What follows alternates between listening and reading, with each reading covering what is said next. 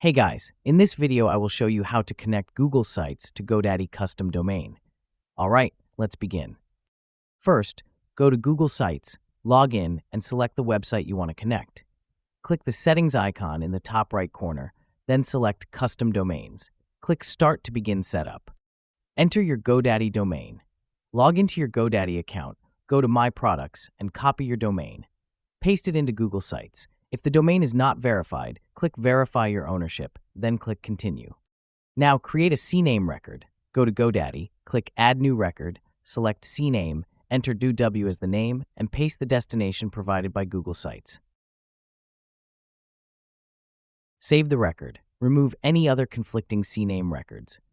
Finally, click Done on Google Sites. The domain is now connected. It may take up to 24 hours to fully propagate.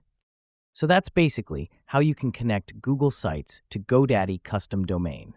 And that's it for this video. If you find this helpful, consider subscribing and giving this a big thumbs up. Thanks.